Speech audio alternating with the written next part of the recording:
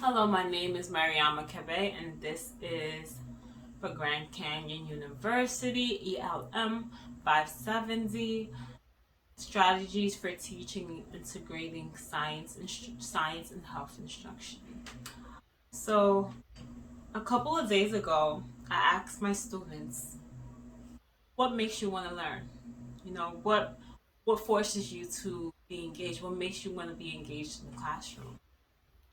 Um, and I had mixed responses. Like I assumed, they was going to say that it was games that made them want to learn, because in that classroom I had played games every Friday, and it really excited them. But when I went around the classroom and asked each student, they stated that it wasn't. They didn't. Not. I was surprised that it wasn't games that excited them. Even though they loved the games, their responses weren't games. I had one student who stated, I like group I like group activities. I love having conversations with my peers, with my friends, and working with them because they help me learn.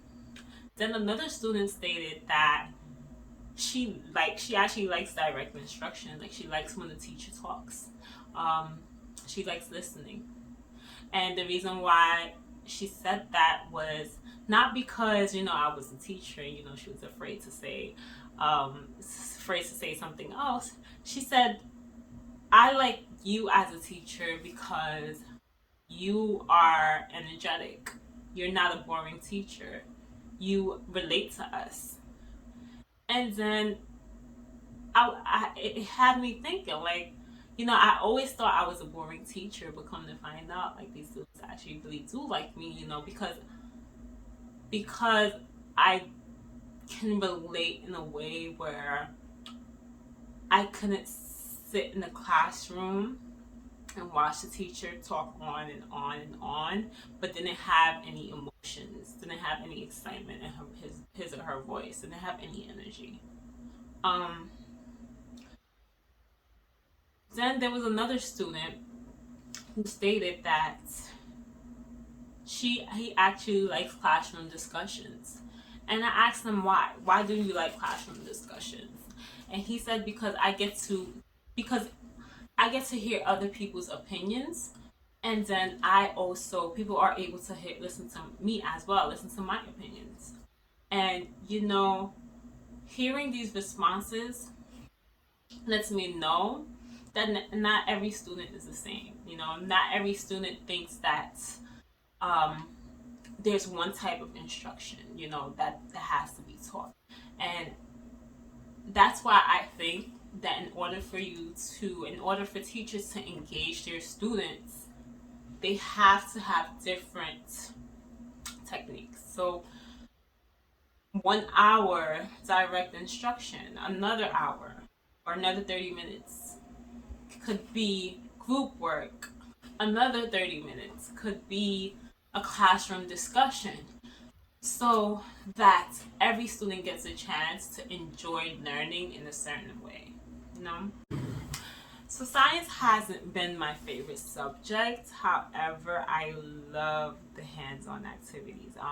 That's what made me love science. What made me love science was going to labs, going dissecting frogs and mixing chemicals together to see how they react.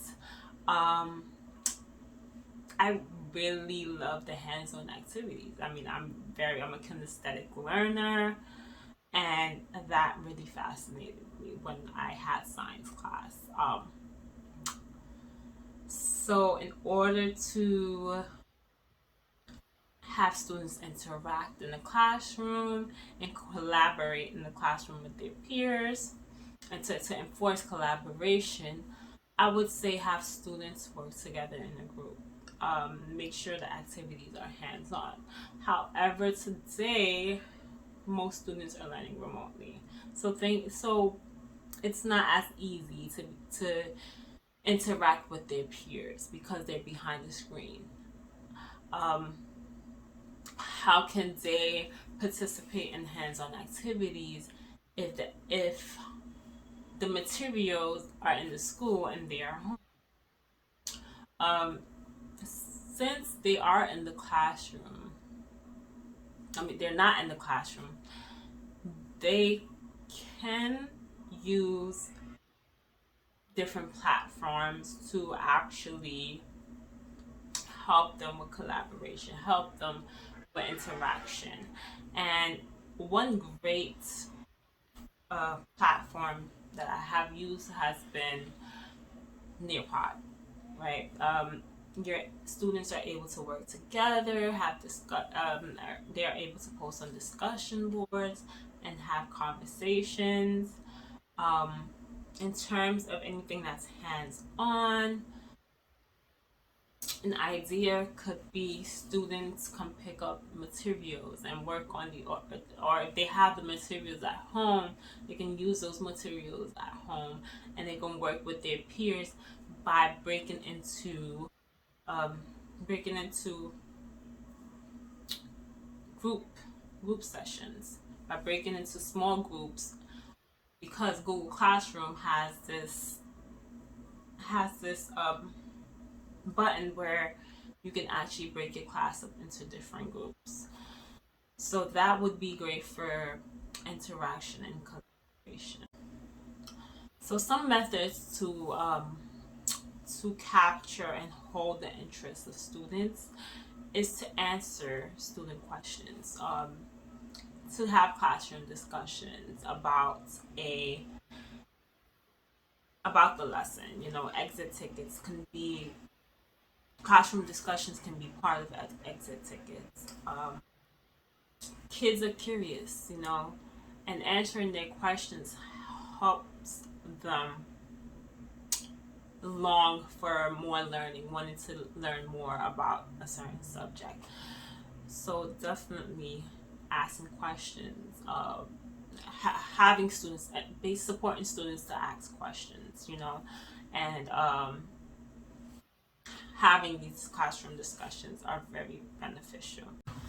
Two examples of how to incorporate technology into the classroom would be one by using a Nearpod lesson.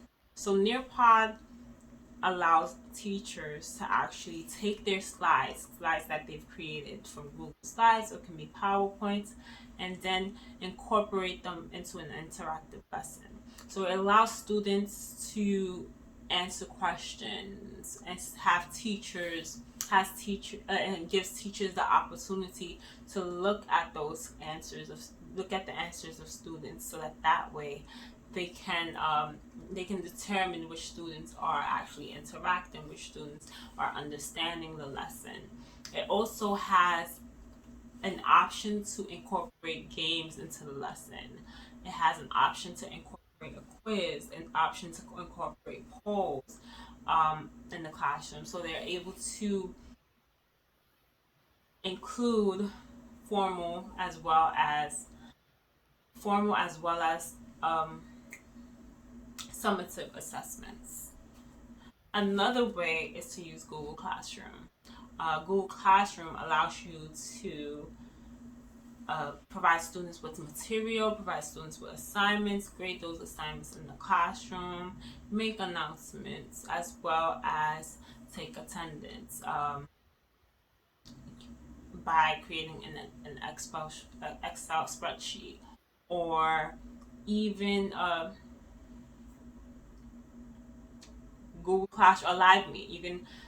You can schedule a live meet for students to meet with you every single day, and that live meet connects to the Google Classroom. So yes, this year Google Classroom has benefited me so much, and I believe it's very beneficial for science instruction as well. But those are my strategies. Thank you for watching my